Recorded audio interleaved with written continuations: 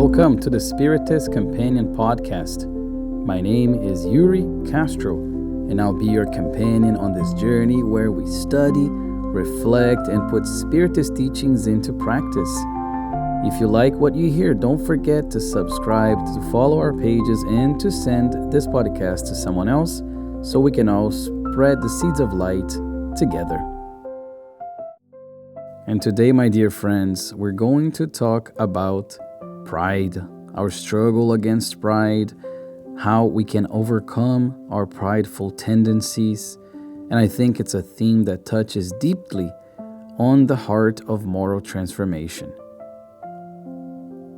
And I want to start with question 785 from the Spirit's book, which is a book that was published back in 1857 by Allan Kardec and contains questions that he asked the higher spirits and he got answers. So 785, which is a question that I already mentioned last episode, he's going to ask, what is the greatest obstacle to progress? And they're going to say pride and selfishness. Well, given that we already talked about selfishness during episode 41, for this one, episode 42, let's talk about the other half of that answer. Let's talk about pride. Pride, my dear friends, is a spiritual obstacle because among the moral imperfections that most delay the progress of the spirit, pride occupies a central place. In the Gospel According to Spiritism, which is a book by Allan Kardec from 1864, he's going to show that many human conflicts arise from this tendency, because pride causes individuals to place themselves above others, to refuse to acknowledge their mistakes, to feel superior, to have difficulty listening and learning, and among other things. We learn through Spiritism that pride and selfishness are the two scourges, the two greatest obstacles to the moral progress of humanity. So as long as these tendencies dominate the human heart, true fraternity will still be a distant goal, will remain difficult to attain. But what exactly is pride? Well, according to Spiritism, when we're talking about pride, we're not simply saying self-esteem or overconfidence. No, we're talking about a distortion of how we perceive ourselves in regards to others. Because pride leads individuals to believe that they know more than they truly know, that they deserve more than others, that they are always right, that they do not need to change. And this attitude creates barriers to spiritual growth. Because progress requires humility. Those who believe they already know everything will stop learning. They won't listen, they won't acknowledge their mistakes and ask for forgiveness or to even accept forgiveness. And that is a very difficult thing for the spirit because it slows the progress of the immortal being, the soul, the spirit. And we learn also through Spiritism how spirits evolve throughout many reincarnations, and we're still very much in the lower levels of that scale. We're still closer to our primitive state than to an angelical state or a purified state of the spirit. Therefore, these evil tendencies, these passions or lower passions, pride, selfishness, these things unfortunately still drive a lot of our behavior. They still occupy a place in our hearts. If we observe carefully, we will also see how many conflicts arise from pride, especially in human relationships. So, for example, arguments that could have ended quickly or resentments that last for years, unnecessary rivalries, and difficulty asking for forgiveness. Pride prefers to maintain the appearance of superiority even when it costs inner peace. And in today's world, we live in a culture that often encourages pride, even without realizing. Yes, we have always been very prideful individuals and selfish individuals.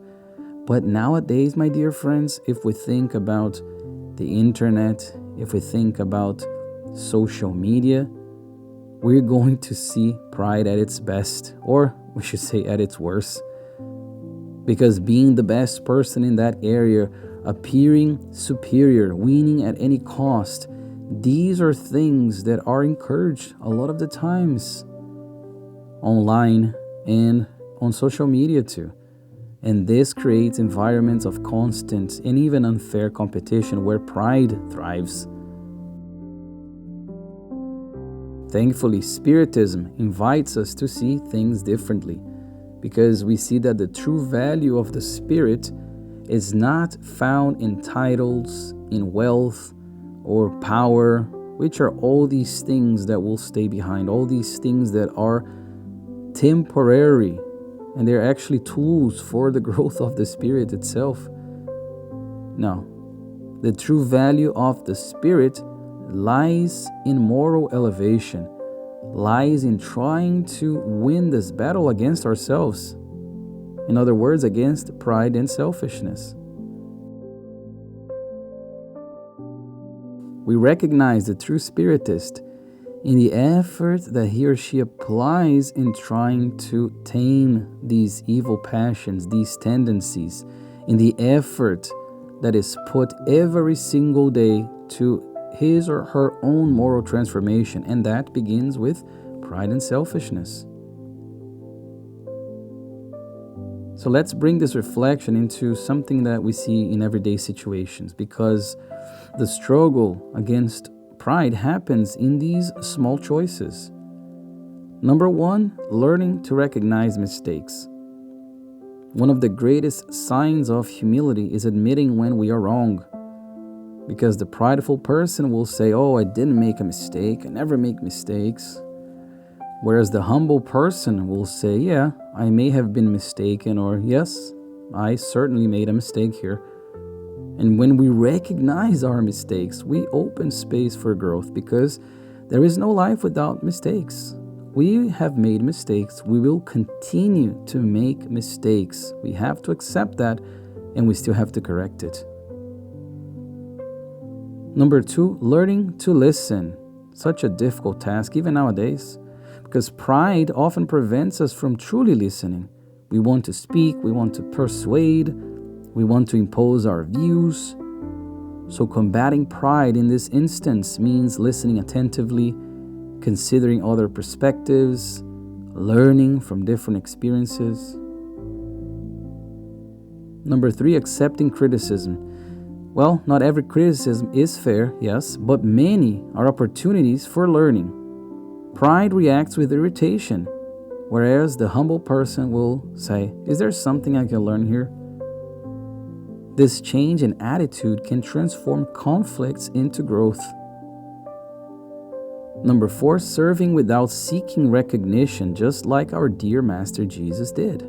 Another powerful way, my dear friends, to combat pride is to practice good without expecting applause, without expecting recognition even, because true charity does not seek recognition. It comes from the sincere desire to help. And last but not least, and I purposely let this one be the last one because it is the hardest one perhaps for many of us out there, asking for forgiveness. Asking for forgiveness and accepting forgiveness is one of the greatest challenges for pride, but is also one of the most liberating attitudes, because when we ask for forgiveness, we restore relationships, we dissolve resentments, we free the heart. It's important to remember that the struggle against pride is internal. This fight, this battle that we have does not happen against other people. It's the battle within ourselves. All of us have traces of pride. But every time we choose to understand instead of impose, to learn instead of judge, to serve instead of compete, we weaken this tendency. And like I said before, the more we evolve, the more pride will diminish. The more we mature spiritually, the more we're able to recognize our limitations, the more we respect others, the more we value fraternity. Because true spiritual greatness does not lie in dominating others, as we have perhaps thought so many times in the past, in past lives. It lies in mastering oneself. And to combat pride, we have the virtue of humility, something that dear Master Jesus preached and lived by. Blessed are the poor in spirit. Didn't he say that in the Sermon on the Mount? That means humility. And humility is not inferiority in Spiritism. It is spiritual clarity. To be humble means recognizing our limitations, accepting that we still have much to learn, because we do. It also means valuing others and accepting constructive criticism. Humility, my dear friends, opens the path to progress. So here's an exercise in humility that will take a couple of minutes. It's a simple practice that I think can help greatly in the struggle against pride. At the end of the day, ask yourself, when was I proud today? Where could I have been more humble?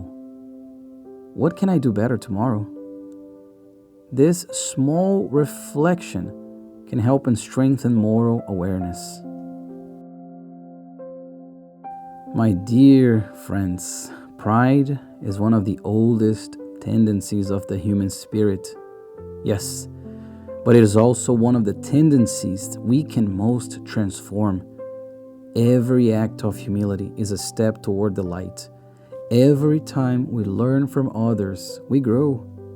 Every time we recognize our limitations, we open the path to progress. May we, day by day, reduce pride, build more fraternal relationships, and expand humility. Because, as Spiritism teaches us, true spiritual progress begins with inner transformation.